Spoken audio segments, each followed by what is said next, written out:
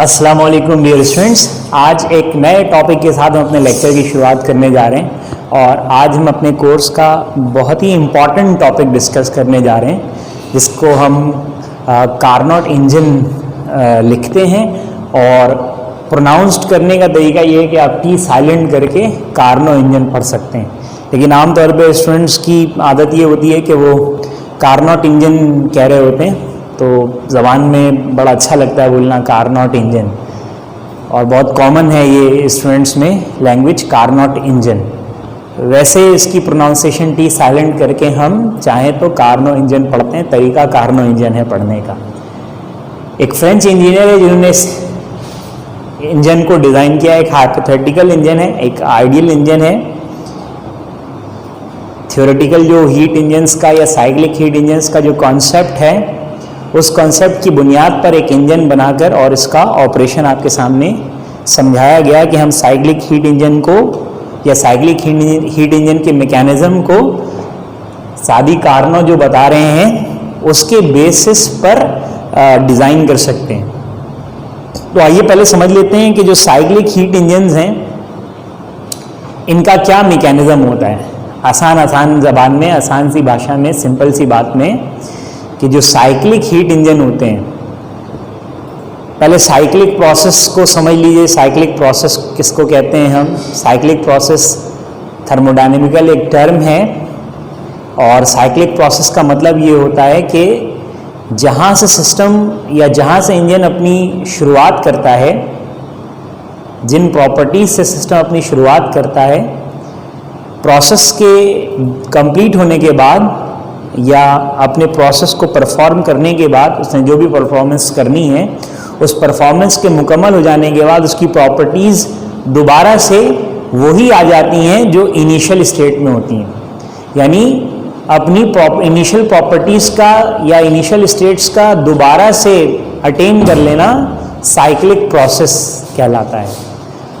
अब cyclic process, ये मैंने थर्मोडायनेमिकल टर्म्स जो पढ़ाई थी वहाँ पे मैंने बताया भी था कि साइक्लिक प्रोसेस आप किसको कहते हैं। अब साइक्लिक प्रोसेस के बाद एक और अहम बात, साइक्लिक हीट इंजन, ये बहुत इंपॉर्टेंट है, जिसके बाद फिर हम शुरुआत करेंगे आज के अपने कार्नोट इंजन और कार्नोट साइकिल की।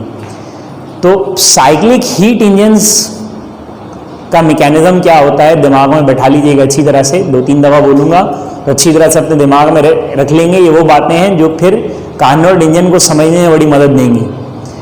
तो जैसे मैंने आप लोगों को साइक्लिक प्रोसेस का बताया, अब उसके बाद साइक्लिक हीट इंजन आपको बता रहा हूँ। तो साइक्लिक हीट इंजन का जो प्रोसेस है वो अपने दिमाग में बैठाइए।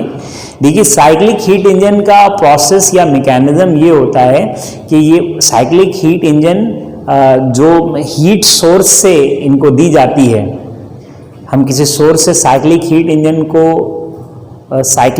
इंजन को किसी सोर्स से जो हम हीट देते हैं, वो इस हीट को ड्राइव करता है यूजफुल वर्क डन में। हम साइक्लिक हीट इंजन को सोर्स से जो एनर्जी देते हैं या जो हीट एनर्जी प्रोवाइड करते हैं, वो उसको ड्राइव किस में करता है? यूजफुल वर्क डन में।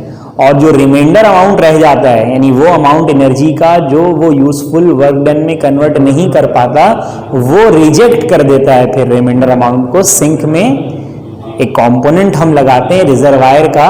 रिजर्वायर मैंने आप लोगों को बताया था। रिजर्वायर हम ऐसे समझ लें, अपनी रिजर्वायर हम एक ऐसे बॉडी को कहते हैं जो हीट कंटेन करने का एक बहुत बड़ा सोर्स है, जिससे अगर आप किसी सिस्टम को हीट देंगे या कोई सिस्टम अपनी हीट उसमें बाहर निकालेगा तो उसके अपने टेम्परेचर में कोई फर्क नहीं पड़ेगा। जैसा कि हम डैम्स वगैरह बनाते हैं, डैम्स हमारे वाटर रिजर्वायर्स हैं। तो अगर आप डैम में एक बाल्टी पानी निकाल देंगे तो उससे उसका जो वाटर लेवल है उसमें कोई फ़र्क नहीं पड़ने वाला, या एक बाल्टी पानी आप उसमें डाल देंगे तो उससे उसको या उसके वाटर लेवल में कोई फ़र्क नहीं पड़ने वाला। तो हीट रिजर्वायर्स भी ऐसी चीज़ होती हैं। तो मैं क्या कह रहा हूँ कि साइक्लिक हीट इंजन का मैकेनिज्म क्या होता है कि जब हम हीट रिजर्वायर यानी सोर्स से इनको जो हीट प्रोवाइड करते हैं, या ये इंजन सोर्स से जो हीट लेता है उसे ड्राइव करता है यूजफुल वर्क डन में, और जो अमाउंट रिमाइंडर रह जाता है, यानी वो अमाउंट जो वर्क डन में वो कन्वर्ट नहीं कर पाता, क्योंकि कभी भी कोई इंजन तमाम की तमाम इनपुट को, यानी वो हीट जो हम उसको दे रहे होते हैं या वो एनर्जी जो इंजन को देते हैं, वो कभी भी पूरे के पूरे वर्क डन में कन्वर्ट नहीं कर सकता। कुछ ना कुछ अमाउंट उसका बाकी रह जाता है, तो उसे वो कहाँ रिजेक्ट कर देता है, सिंक में रिजेक्ट कर देता है रिमाइंडर अमाउंट को। तो ये मैकेनिज्म हुआ साइक्लिक हीट इंजन्स का कि हम सोर्स से जो हीट देंगे उसे, वो उसको यूजफुल वर्क डन में ड्राइव करेगा और जो बाकी रह जाएगी उसको क्या कर देगा, रिजेक्ट कर देगा सिंक में। तो हीट इंजन कहते ही हम ऐसे सिस्टम या मैकेनिज्म को है जो आपकी हीट एनर्जी को यूजफुल वर्क डन में कन्वर्ट करे, इसको हम हीट इंजन कहते हैं। और साइक्लिक हीट इंजन क्या हुआ, जो हम सोर्स से हीट देते हैं, इसे जो यूजफुल वर्क डन अमाउंट में ड्राइव करने के बाद जो रह जाए वो रिजेक्ट कर दे। तो कुछ अमाउंट रिजेक्ट करने की वजह से, जो कि हर हीट इंजन्स के लिए लाजमी होता है, तो तमाम हीट इंजन्स कभी भी 100% एफिशिएंट नहीं हो सकती। एफिशिएंसी किसी भी हीट इंजन की 100% नहीं होती। कार्नोट एक आइडियल हीट इंजन है, हाइपोथेटिकल आइडियलाइज किया गया है कि हम आइडियल हीट इंजन बना रहे हैं जिसके हीट लॉसेस नहीं हैं, जिसके फ्रिक्शन लॉसेस नहीं हैं। हीट लॉसेस और फ्रिक्शन लॉसेस ना होने के बावजूद भी हम जब पढ़ेंगे तो कार्नोट इंजन हमें 100% एफिशिएंट नहीं मिलेगा। तो इसका मतलब हम अपने जहन में अभी से बैठा लें कि कोई भी हीट इंजन, यानी कोई भी रियल हीट इंजन कभी भी 100% एफिशिएंट नहीं होते, क्योंकि साइक्लिक हीट इंजन का मैकेनिज्म मैंने आपको बताया क्या होता है कि वो कुछ हीट सोर्स से लेके वर्क डन में ड्राइव करते हैं, रिमेनिंग अमाउंट, रिमाइंडर जो बचता है लाजमी बचना है, उसके बगैर काम ही नहीं हो सकता। तो जो बच जा रहा है उसको क्या कर दे रही है, रिजेक्ट कर रही है। वो जो रिजेक्ट हो रहा है वो एक तरह से एक्सपेंडिचर हो गया, और एक्सपेंडिचर अगर किसी भी इंजन का हो जाए तो इसका मतलब वो 100% एफिशिएंट नहीं है। अब आ जाते हैं कार्नोट इंजन की तरफ। मैंने आप लोगों को साइक्लिक प्रोसेस का बता दिया, साइक्लिक हीट इंजन्स का बता दिया, साइक्लिक प्रोसेस क्या होती है, साइक्लिक हीट इंजन्स क्या होते हैं, और हीट इंजन्स को हम जानते ही हैं कि क्या हीट इंजन क्या होगी, जो हीट को यूजफुल वर्क डन में कन्वर्ट करे, वो हीट इंजन होता है। तो साइक्लिक हीट इंजन भी बता दिया, साइक्लिक प्रोसेस भी बता दिया। अब आते हैं अपने टॉपिक की तरफ और बात करते हैं पहले हम कार्नोट इंजन पे। देखिए, जैसा कि आप लोगों को साइक्लिक हीट इंजन के बारे में बताया गया कि साइक्लिक हीट इंजन सोर्स से हीट अब एब्जॉर्ब करती है, सोर्स से हीट लेती है, उसको ड्राइव करती है यूजफुल वर्क डन में, और फिर रिमेनिंग अमाउंट को से क्या करना होता है, रिजेक्ट करना होता है सिंक में। तो इसका मतलब ये हुआ कि हमें दो डिफरेंट टेम्परेचर्स चाहिए होते हैं, या दो डिफरेंट टेम्परेचर रिजर्वायर्स चाहिए होती हैं। दो डिफरेंट टेम्परेचर रिजर्वायर्स, एक आपकी हाई टेम्परेचर रिजर्वायर होगी जहां से आप हीट देंगे तो उसको हम T1 से दिखाते हैं, और एक आपका लो टेम्परेचर रिजर्वायर सिंक होता है जिसमें हीट को रिजेक्ट करते हैं, उसको हम T2 से दिखाते हैं। तो जो T1 देख रहे हैं ये हाई टेम्परेचर रिजर्वायर है, temperature of source T1 temperature of source, यानी ये हाई टेम्परेचर होगा, हाई टेम्परेचर। और ये जो T2 देख रहे हैं आप, टेम्परेचर ऑफ सिंक, ये आपका लो टेम्परेचर होगा। तो इट मींस कि हीट इंजन्स को ऑपरेट होने के लिए दो डिफरेंट टेम्परेचर्स चाहिए। कोई भी हीट इंजन या किसी भी हीट इंजन का मैकेनिज्म दो डिफरेंट टेम्परेचर्स रिक्वायर्ड करता है। जो उसकी आदत है, जो उसकी तबीयत है, उसकी जो परफॉर्मेंस है, उसका जो मैकेनिज्म है ऑपरेट होने का, उस मैकेनिज्म को ऑपरेट करवाने के लिए दो टेम्परेचर्स देंगे तो ऑपरेट होगा ना। अगर ये दोनों टेम्परेचर सेम टेम्परेचर्स हो जाएं तो हीट रिजेक्ट कहां करेगा वो। अगर सिंक होगा यानी कोल्ड बॉडी होगा तो ये अपनी हीट उसको बाहर निकाल के देगा ना। तो जितने भी आपके पास हीट इंजन्स होती हैं, जैसे हम गाड़ियों के इंजन की बात कर लें तो हम गाड़ी के अंदर भी दो हीट इंजन, दो टेम्परेचर्स बनाते हैं। एक तो टेम्परेचर देखिए इंजन में, जैसे ही आप इग्निशन ऑन करते हैं, जैसे ही आप चाबी घुमाते हैं, तो जैसी गाड़ी स्टार्ट लेती है तो प्लग स्पार्क होता है और फ्यूल ड्रॉप करने से उसमें आग लग जाती है। तो आग लग जाने से वो क्या बन गया, आपका सोर्स इंजन को गर्म करना शुरू कर देता है। अब इंजन उससे क्या करके देता है, आपको वर्क डन करके देता है। अब इंजन को ठंडा भी तो करना है, यानी हीट जो उसकी बच जा रही है, जो वर्क में, इसको बाहर भी तो निकालना है। अगर बाहर नहीं निकालेगा तो इंजन हर साइक्लिक प्रोसेस में गर्म होते होते आग ही लग जाएगी उसमें। तो हमें क्या चाहिए होता है, एक सिंक यानी लो टेम्परेचर रिजर्वायर चाहिए, तो आपने हर गाड़ियों में देखा होगा एक वाटर कूलेंट सिस्टम होता है रेडिएटर के साथ, पूरे इंजन में चल रही होती है वाटर बॉडी, जो आपकी वाटर कूलेंट सिस्टम जो होता है, रेडिएटर्स लगे हुए होते हैं, फैन लगा हुआ होता है। तो इन सब का मकसद क्या है कि हीट जो इंजन से एब्जॉर्ब कर रहा है पानी, उसकी जो है वो हीट को हमें क्या करना होता है, एग्जॉस्ट करना होता है, बाहर निकालना होता है ताकि ये लो टेम्परेचर बना रहे। तो रेडिएटर हो गया, फैन हो गया, और पानी जो चल रहा है मुसलसल, ये सब आपका क्या हो जाएगा, सिंक यानी लो टेम्परेचर का सिस्टम हो जाएगा। तो एक हाई टेम्परेचर हो गया और एक लो टेम्परेचर हो गया।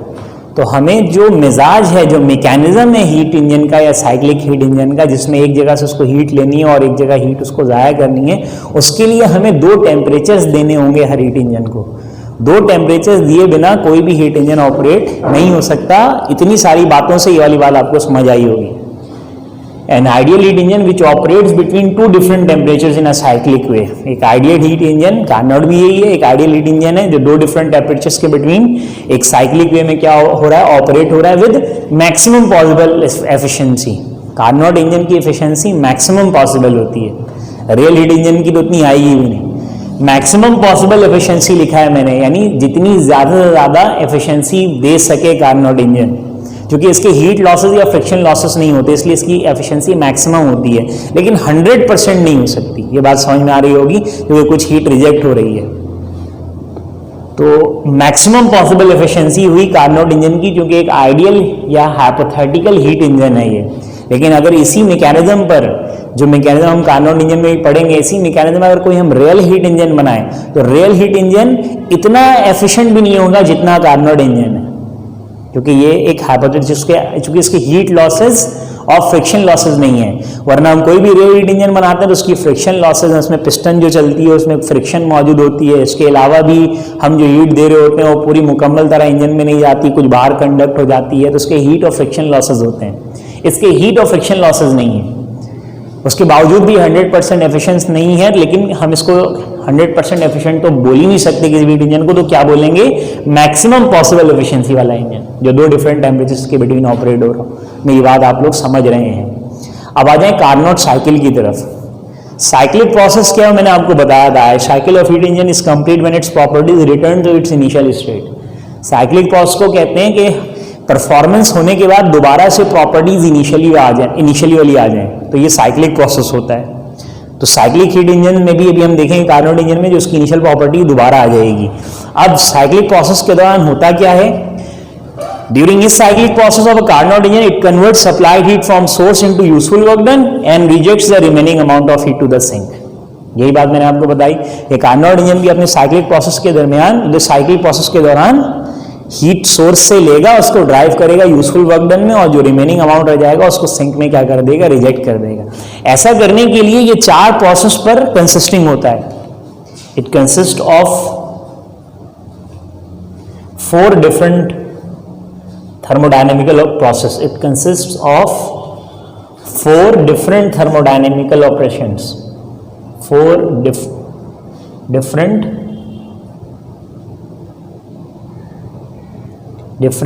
thermodynamical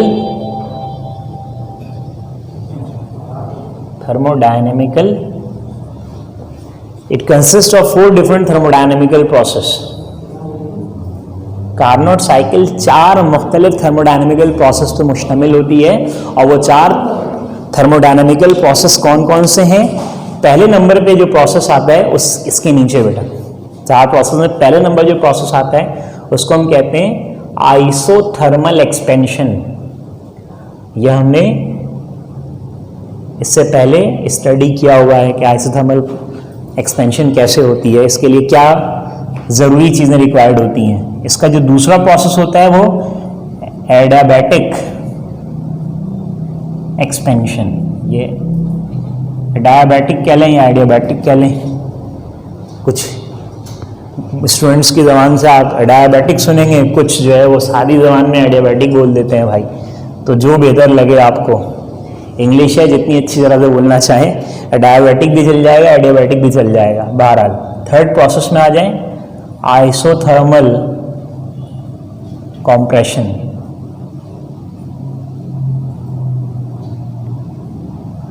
आइसोथर्मल कंप्रेशन, और फोर्थ स्टेप इसका जो होता है वो एडियाबैटिक या एडियाबैटिक कंप्रेशन। ये 4 इसके प्रोसेसेस हैं कार्नोट इंजन की, जिनके बिटवीन ये ऑपरेट होती है। इन चारों प्रोसेस की जो एक्सप्लेनेशन है ये आपको बतानी होगी, नोट्स से आप कर लेंगे, वैसे मैंने लिखवाई भी थी जब हम आइसोथर्मल अलग अलग पढ़ रहे, लेकिन कार्नोट इंजन के लिए नोट्स में अलग से चारों ऑपरेशंस की जो एक्सप्लेनेशन है वो लिखी हुई है, तो एग्जाम में लिखनी पड़ती है। चारों प्रोसेस कैसे होंगे उसको एक्सप्लेन करना पड़ता है, वर्डिंग्स होंगी इन चारों की। उसके बाद फिर कार्नोट इंजन का जो एफिशिएंसी है उसका फॉर्मूला ड्राइव होता है। तो कार्नोट इंजन क्या है बता दिया, कार्नोट साइकिल क्या चीज़ होती है बता देते हैं, बता दिया आपको। अब हम ये कैसे होता है प्रोसेस कार्नोट साइकिल का, इसे ज़रा हम समझ लेते हैं। जहन नशीन हो गई होगी ये बात कि हीट इंजन्स या साइक्लिक हीट इंजन्स के लिए ये होता है कि हम पहले उसको हीट सोर्स से प्रोवाइड करते हैं। तो आइए सोर्स से हीट प्रोवाइड करना आइसोथर्मल एक्सपेंशन में समझ लेते हैं।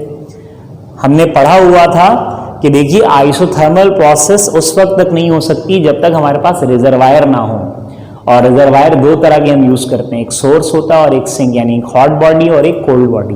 तो हम आइसोथर्मल एक्सपेंशन में रिजर्वायर हॉट बॉडी यूज करते हैं, इसको हमने सोर्स का नाम दिया हुआ है। ये हॉट बॉडी रिजर्वायर लगी हुई है, ये जो सोर्स आप देख रहे हो तो सोर्स एक्चुअली क्या है, हॉट बॉडी रिजर्वायर है। हम आइसोथर्मल जब एक्सपेंशन करेंगे, इनिशियल स्टेट है P1, volume V1, temperature T1।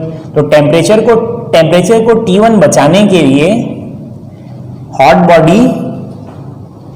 Body temperature T1 यानी अपने जैसा मेंटेन रखने के लिए जब हम आइसोथर्मल एक्सपेंशन करेंगे तो सोर्स से हीट देगी, है ना, वरना तो एक्सपेंशन में टेम्परेचर को कम हो जाना है। तो टेम्परेचर को कांस्टेंट रखने के लिए हमने पढ़ा हुआ था आइसोथर्मल प्रोसेस में कि जब हम आइसोथर्मल एक्सपेंशन करवाते हैं, इंजन को एक्सपेंड करेंगे या हम पिस्टन को एक्सपेंड जब होने देंगे, जब ये एक्सपेंड होगी तो टेम्परेचर को डिक्रीज होने से बचाने के लिए, टेम्परेचर को कम होने से बचाने के लिए सोर्स इंजन को या सिस्टम को हीट देगी, जिसको हम Q1 से दिखाते हैं, हीट ऑफ सोर्स कह लें या इनपुट कह लें। Q1 क्या कहेंगे इसको, हीट ऑफ सोर्स, इंजन को जो सोर्स ने heat the, heat of source, या इसको हम इंजन की जबान में इनपुट भी बोल सकते हैं, इनपुट इंजन को दिया। तो ये हमारा इनपुट इंजन में चला गया टेम्परेचर को T1 बरकरार रखने के लिए। अब दूसरा प्रोसेस है हमारा एडियाबैटिक एक्सपेंशन। ये जो एडियाबैटिक एक्सपेंशन है ये आपको पता है ये पूरा इंसुलेटर होता है, ये पिस्टन, ये पूरा इंजन कैसा होगा, ये इंजन का ये वाला कंपोनेंट पूरा क्या होगा, इंसुलेटर होगा। तो इस कंपोनेंट में या इस पार्ट में जब सिस्टम या इंजन आएगा तो इसके पास जो इनपुट मौजूद है, यानी जो हीट एनर्जी मौजूद है, इस हीट एनर्जी की मदद से पिस्टन को ये क्या करेगा, एक्सपेंड करेगा, और एक्सपेंड करके आपको क्या करके देगा, वर्क डन करके देगा। तो जो हीट हमने सोर्स से इंजन को दी या सिस्टम को दी, उसने इसे ड्राइव कर दिया किसमें, यूजफुल वर्क डन में। तो इस यूजफुल वर्क डन को हम क्या कह सकते हैं, आउटपुट भी कह सकते हैं। तो देखिए कभी भी कोई इंजन अपनी तमाम के तमाम इनपुट को या अपनी तमाम की तमाम एनर्जी को यूजफुल वर्क डन यानी आउटपुट में कन्वर्ट नहीं कर सकता। अगर सारी ही एनर्जी वहां दे देगा तो खुद पिस्टन यहां रहेगा कैसे, जब अंदर ताकत ही नहीं रहेगी, पिस्टन तो नीचे दब जाएगा, तो वर्क डन ही नहीं हो पाएगा।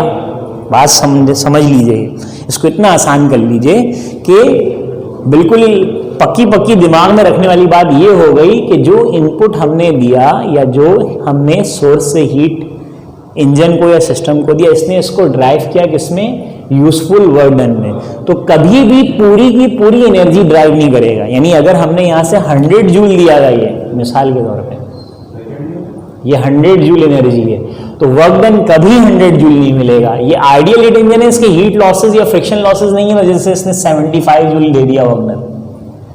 अभी इसके पास कितनी एनर्जी बाकी है, 25 जूल। अब जब हम इस प्रोसेस में आएंगे जो तीसरा प्रोसेस है आइसोथर्मल कंप्रेशन का, तो आइसोथर्मल कंप्रेशन में जब हम पिस्टन को क्या करते हैं, कंप्रेस्ड करते हैं मैकेनिज्म से। तो जब सिस्टम को हम यूं कंप्रेस, देखिए अब यहाँ पे स्टेट चेंजेस भी जरा देख लीजिए। P1 V1 T1 से P2 V2 टेम्परेचर T1 ही रहा, P2 V2 T1 स्ट्रेट लेकर इंजन यहाँ पर आई। अब प्रेशर भी चेंज हो गया, P2 से P3 हो गया, जो कि एक्सपेंड हो रहा है, प्रेशर कम होगा, वॉल्यूम ज़्यादा होगा, V2 से कितना हो जाएगा V3।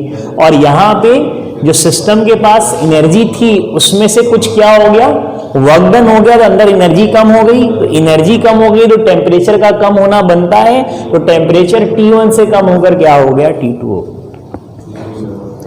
इनिशियल क्या था, P1 V1 T1, प्रेशर कम हुआ, वॉल्यूम ज्यादा हुआ, P2 V2, जबकि टेम्परेचर T1 का T1 ही रहा, हीट दे करके, हीट दे दिया तो अंदर टेम्परेचर चेंज नहीं हुआ। अब यहाँ पर आया जो एनर्जी मौजूद है उससे क्या किया कि सिस्टम ने, इंजन ने यूजफुल वर्क डन किया, तो अंदर एनर्जी कम हो गई, प्रेशर भी चेंज हुआ। ये लेकर आए थे, ये वाला स्टेट लेकर आए थे, यहाँ से प्रेशर कम हुआ, वॉल्यूम ज्यादा हुआ, जबकि टेम्परेचर भी कम हो गया। अब ये वाला स्टेट लेकर आ रहे हैं तीसरे प्रोसेस में, जो कौन सा है, आइसोथर्मल कंप्रेशन। अब आइसोथर्मल कंप्रेशन में जब हम सिस्टम को कंप्रेस्ड करेंगे, P3 V3 T2 से जब सिस्टम को हम कंप्रेस्ड करेंगे, प्रेशर चेंज, वॉल्यूम भी चेंज, अब टेम्परेचर को चेंज नहीं होने देना। तो टेम्परेचर को चेंज होने से बचाने के लिए सिस्टम के अंदर जो एनर्जी मौजूद है, सिस्टम को उसे क्या करना होगा, बाहर निकालना होगा। क्योंकि हम भी क्या कर रहे हैं, वर्क कर रहे हैं, हम भी एनर्जी दे रहे हैं और सिस्टम के पास भी एनर्जी बची हुई है। 100 जूल का वर्क डन, 100 जूल की हीट दी थी, वर्क डन कितना हुआ, 75। तो डिफरेंस कितना बनेगा, Q1 में से डेल्टा W माइनस कीजिए, तो 100 माइनस 75 कितने का डिफरेंस बन रहा है, 25 जूल। तो जब हम इसको यहाँ आइसोथर्मल कॉम्प्रेस्ड करेंगे, तो आइसोथर्मल कॉम्प्रेस्ड करने से हम भी तो वर्क डन कर रहे हैं, तो टेम्परेचर इसका कहीं बदल ना जाए, सिस्टम क्या करता है, जो एनर्जी इसके अंदर मौजूद है वो क्या करता है, बाहर निकाल देता है। यानी 25 जूल जो एनर्जी बाकी है वो सिस्टम या इंजन क्या करेगा, सिंक में बाहर निकाल देगा, ताकि टेम्परेचर इसका चेंज नहीं हो, कांस्टेंट रहे टेम्परेचर T2 में। तो इसका मतलब Q1 और डेल्टा W का डिफरेंस किसके बराबर होगा, Q2 यानी रिजेक्टेड अमाउंट ऑफ हीट के बराबर होगा। तो ये अमाउंट ऑफ हीट यहां से क्या हो गया, reject, pressure P4, volume V4 और टेम्परेचर क्या है, T2 है। और ये ही स्टेट लेकर हम आखिरी स्टेप में आ जाएंगे, प्रेशर P4, वॉल्यूम V4 और टेम्परेचर T2। और यहां पर हम क्या करेंगे, एडियाबैटिक कॉम्प्रेस्ड करेंगे। जैसे ही एडियाबैटिक कॉम्प्रेस्ड करेंगे तो सिस्टम पर आप वर्क डन कर रहे हो। जब आप सिस्टम पे वर्क डन कर रहे हो तो सिस्टम या इंजन को क्या मिल रही है, एनर्जी। तो एनर्जी मिलने से क्या बढ़ जाएगा, टेम्परेचर। तो T2 या T1 से कम होगा, T2 हो गया था, वो T2 से ज्यादा होकर क्या हो जाएगा, T1। वॉल्यूम इनिशियल स्टेट वाला आ गया, प्रेशर भी इनिशियल स्टेट पर आ गया, तो P1 V1 T1 ये इनिशियल प्रॉपर्टी ऑफ सिस्टम है जो दोबारा से वापस आ गई। ये साइक्लिक प्रोसेस कंप्लीट हो गया। तो साइक्लिक प्रोसेस के दौरान हमने क्या सीखा या क्या देखा कि साइक्लिक प्रोसेस के दौरान हमने जो सोर्स है हमारे, जो रिजर्वायर हॉट बॉडी का जो कंपोनेंट है, यहां से हमने इंजन को हीट दी ताकि टेम्परेचर में चेंज ना है एक्सपेंड होते वक्त। सिस्टम को टेम्परेचर कांस्टेंट रखने के लिए सोर्स से जो हीट दी गई इसको हम इनपुट या हीट ऑफ सोर्स कहते हैं। अब ये इंजन इसको एडियाबैटिक कंप्रेशन में ड्राइव करेगा यूजफुल वर्क डन में। तो जैसे मिसाल दी थी कि 100 जूल हमने दी थी, तो इंजन ने कितनी वर्क डन आपको ड्राइव करके दी, 75 जूल वर्क डन ड्राइव करके दी। 25 जूल एनर्जी भी सिस्टम के पास है, लेकिन यहाँ पे इसका एनर्जी इस्तेमाल हो गई वर्क डन में, तो अंदर एनर्जी कम होने से टेम्परेचर T1 से चेंज होकर क्या हो गया, T2 हो गया। अब जब हम इसको दोबारा से आइसोथर्मल कॉम्प्रेस्ड करते हैं, यानी work done on the system करते हैं, तो हम फिर से सिस्टम को क्या देते हैं, एनर्जी। क्योंकि सिस्टम को अगर एनर्जी मिल रही है तो टेम्परेचर चेंज हो सकता है, लेकिन प्रोसेस क्या है, आइसोथर्मल कंप्रेशन। तो सिस्टम के अंदर जो एनर्जी एक्सेस में है वो इंजन या सिस्टम क्या करता है, बाहर निकालता है। तो उसे बाहर निकालने के लिए कंपोनेंट चाहिए ना जिसको वो हीट दे सके। अगर यहाँ पे भी हॉट बॉडी होता तो कहाँ से हीट बाहर निकलती है? हीट तो हमेशा हाई टेम्परेचर से कहाँ जाती है? लो टेम्परेचर की तरफ। तो इसका मतलब ये हुआ कि हमें यहाँ पर सिंक एक कोल्ड बॉडी के तौर पर चाहिए, यानी लो टेम्परेचर पर चाहिए। ये हमारा वाटर कूलेंट सिस्टम है, समझ लीजिए। गाड़ियों में जो कूलेंट होता है, रेडिएटर वगैरह, फैन वगैरह लगा के रखते हैं ताकि इसका टेम्परेचर कम रहे, ठंडा रहे। ये ठंडा रहेगा तो इंजन की हीट को एब्जॉर्ब करेगा। अगर इंजन की हीट को ये एब्जॉर्ब नहीं करेगा, अगर ये कंपोनेंट नहीं है, बाद में ऐसा होता है कि रेडिएटर लीक हो गया, सारा पानी निकल गया, या फैन काम नहीं कर रहा है, काम करना छोड़ दिया फैन, तो क्या होता है कि ये आहिस्ता आहिस्ता गर्म होता होता है, इसका टेम्परेचर एक जैसा ही हो जाता है। जब दोनों का टेम्परेचर एक जैसा हो जाता है, इंजन को ठंडा करने वाला कोई रहता ही नहीं, इंजन सीज हो जाता है। तो हमें मुस्तकिल तौर पर क्या चाहिए? एक कोल्ड बॉडी यानी लो टेम्परेचर सिंक चाहिए, ताकि हर साइक्लिक, जैसे एक साइक्लिक प्रोसेस कंप्लीट हुआ ना, मैंने एक दफा समझा, फिर दोबारा ये रिपीट होगा, फिर से हीट लेंगे, वर्क डन में इंजन कन्वर्ट करेगा, जब कॉम्प्रेस्ड होगा जो एनर्जी रहेगी उस सिंक को क्या करेगा? बाहर निकाल लेगा, फिर से दोबारा इनिशियल स्टेट पर आ जाएगा। एडियाबैटिक कॉम्प्रेस्ड करके इनिशियल प्रॉपर्टी दोबारा से दे देंगे इंजन को, फिर यहीं से शुरू होगा। बार बार होना है ये काम, कंटिन्यूसली होते ही रहना है। एक दफा चल गया इंजन, चलता ही रहेगा ऐसा।